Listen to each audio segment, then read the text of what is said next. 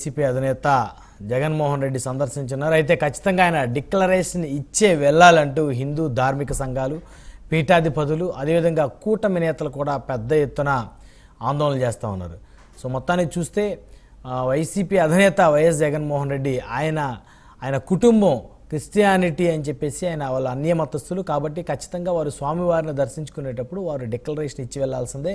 గతంలో సైతం మరి ఎవరైతే అబ్దుల్ కలాం గారు, అదేవిధంగా సోనియా గాంధీ గారు సైతం కూడా స్వామివారిని దర్శించేందుకు మరి డిక్లరేషన్ ఇచ్చి వెళ్ళారనేటువంటి అంశాన్ని అయితే మరొకసారి కూడా కూటమి నేతలు గుర్తు చేస్తూ ఉన్నారు. అయితే ఏదైతే స్వామివారి లడ్డూ ప్రసాదం కల్తీ జరిగిందో దానికి సంబంధించి మరి ప్రాయశ్చిత దీక్ష రాష్ట్ర వ్యాప్తంగా ఇటు కూటమి నేతలు, అదేవిధంగా ప్రత్యేకించి ఉప ముఖ్యమంత్రి పవన్ కళ్యాణ్ 11 రోజుల పాటు దీక్ష చేపట్టారు. అక్టోబర్ 2వ తారీఖున మరి ఆ దీక్షని తిరుమల శ్రీవారిని దర్శించి దీక్ష విరమించనున్నారు. అయితే దీనికి పోటీగా పాప ప్రక్షాళన దీక్షను కూడా వైఎస్ఆర్సీపీ అయితే పిలుపునిచ్చింది. ఈ నెల 28వ తారీఖున రాష్ట్ర వ్యాప్తంగా వైసీపీ శ్రేణులందరినీ కూడా దేవాలయాల్లో పూజలు నిర్వహించమని వైసీపీ అయితే పిలుపునిచ్చింది. అదేవిధంగా జగన్మోహన్ రెడ్డి పార్టీ అధినేత 28వ తారీఖున శ్రీ వెంకటేశ్వర స్వామి వారిని దర్శించుకుంటారు. కాలినడకన తిరుమల వస్తా ఉన్నారు. మరి ఆయన దర్శించుకునేటువంటి క్రమంలో ఖచ్చితంగా డిక్లరేషన్ ఇవ్వాలనేటువంటి ఒక వాదన అయితే పెద్ద ఎత్తున బలపడతా ఉంది. అయితే డిక్లరేషన్ అసలు ఎందుకు ఇస్తారంటే ఎవరైనా అన్య మతస్థులు వెంకటేశ్వర స్వామి వారిని దర్శించే క్రమంలో మేము స్వామివారి మీద నమ్మకం ఉంచుతున్నాము కాబట్టి మేము స్వామివారిని దర్శించుకోవడానికి వెళ్తున్నాం అనేటువంటి ఇచ్చేటువంటి ఒక లెటర్ ఏదైతే ఉందో దాని మీద సంతకం చేసి ఇస్తారో దాన్నే డిక్లరేషన్ ఫామ్ అంటారు. అంటే ఇది విఐపీలకి ప్రధానంగా వర్తిస్తుంది. ఎందుకంటే లక్షలాది మంది ప్రతిరోజు స్వామివారిని దర్శించేటువంటి భక్తుల్లో ఎవరు ఏ మతానికి చెందినవారో అంత క్లారిటీగా ఎవరు చెప్పలేని పరిస్థితి కాబట్టి ప్రత్యేకించి విఐపీలు, జగన్మోహన్ రెడ్డి లాంటి మాజీ ముఖ్యమంత్రి అంటే విఐపీలు, ఒక శాసనసభ్యులు కానీ పార్లమెంట్ సభ్యులు కానీ వాళ్ళు విఐపీలు కాబట్టి వాళ్ళ యొక్క వ్యక్తిగత జీవితం కూడా మరి ప్రజలందరికీ కూడా బహిరంగంగా తెలిసి ఉంటుంది కాబట్టి ఖచ్చితంగా వారు ఈ విధానాలను అయితే పాటించాల్సినటువంటి అవసరం ఉంటుంది. ప్రత్యేకించి బీజేపీ శ్రేణులు అయితే జగన్మోహన్ రెడ్డి డిక్లరేషన్ ఇవ్వకుండా ఆయన్ని మేము తిరుమల రానిచ్చే పరిస్థితే లేదు, గో బ్యాక్ జగన్ అనేటువంటి నినాదాలతోటి పెద్ద ఎత్తున బీజేపీ సీనియర్ నేతలు అందరూ కూడా తిరుమల వెంకటేశ్వర స్వామి వారి సన్నిధిలో అయితే పెద్ద ఎత్తున వారైతే ప్రచారం చేస్తూ ఉన్నారు. సో మొత్తానికి ఏం జరుగుతుందో చూద్దాం. అయితే స్వామీజీలు, పీఠాధిపతులు సైతం కూడా జగన్మోహన్ రెడ్డి రాకనైతే వ్యతిరేకిస్తూ ఉన్నారు.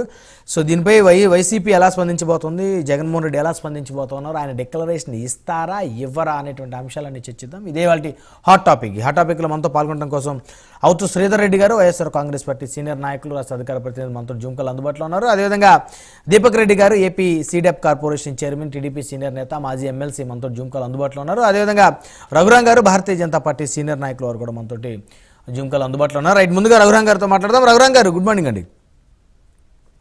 నమస్కారం సార్. మొత్తానికి జగన్మోహన్ రెడ్డి గారు డిక్లరేషన్ ఇచ్చే స్వామివారిని దర్శించుకోవాలని చెప్పేసి పెద్ద ఎత్తున బీజేపీ నేతలు కానీ, కూటమి నేతలు, టీడీపీ జనసేన నేతలు, అదేవిధంగా పీఠాధిపతులు, స్వామీజీలు పెద్ద ఎత్తున ఆందోళన చేస్తున్నారు.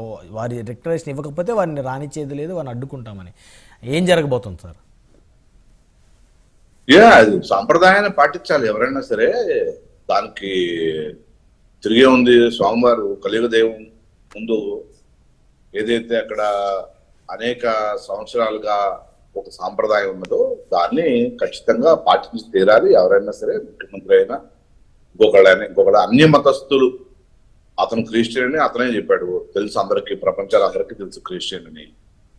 ఒక అన్య మతస్థులు మన దేవాలయానికి వస్తే, ఇలాంటి కలియుగ వైకుంఠానికి వెళితే ఖచ్చితంగా అక్కడ ఉన్నటువంటి సాంప్రదాయం ఏదైతే ఉందో ఆ సాంప్రదాయాన్ని పాటించి ఖచ్చితంగా దర్శనం చేసుకోవాలి. విశ్వాసం ఉన్నది నాకు అని డిక్లరేషన్ ఇచ్చి మరీ వెళ్ళాలి. అదర్వైజ్ దర్శనం చేసుకునే అవకాశం లేదు చెప్పాలి. సో అది అంచేత ఎవరైనా పాటించి తీరాల్సిందే. రూలు ఒకటే. సో ఈయన మాజీ ముఖ్యమంత్రి అయితే ఒక రూలు ఏముండదు, సడలింపు ఏముండదు. సో అంచేత ఏదైతే ఈ వివాదాన్ని వాళ్ళు క్రియేట్ చేసుకున్నారు తప్పించి ఇది వివాదం అయితే మా డిమాండ్ అలాగే ఉంటుంది. ఖచ్చితంగా మా కూటమి డిమాండ్ కానీ, భారతీయ జనతా పార్టీ డిమాండ్ కానీ అదే. అంటే ముందు ఆయన అనౌన్స్మెంట్ ఇచ్చి వెళ్ళాలని, డిక్లరేషన్ ఇస్తున్నాను స్వామివారిని దర్శించుకున్నాను అని. అంతే కదండి, ఖచ్చితంగా అది చెప్పి వెళ్ళాలి. దర్శనానికి వెళ్ళినప్పుడు ఖచ్చితంగా సంతకం పెట్టి మరీ డిక్లరేషన్ సమర్పించి మరీ వెళ్ళాలి. ఇది ఒక అనేక సంవత్సరాల నుంచి చూస్తున్న సాంప్రదాయం. ఒకవేళ అలా దీన్ని మార్చడానికి లేదు కదా. మాజీ ముఖ్యమంత్రి అయితే, ఎమ్మెల్యే అయితే మార్పే ఉండదండి. ఎవరికైనా ఒకటే, rule is for every one. అవును, అబ్దుల్ కలాం గారు సైతం కూడా ఆ రోజు డిక్లరేషన్ ఫామ్ మీద సంతకం చేసి వెళ్ళారు కదా. అదే అంటున్నాడు, ఎవరు రాష్ట్రపతి ఆయనే చేసి వెళ్ళారు, వీళ్ళు ఎవరండి?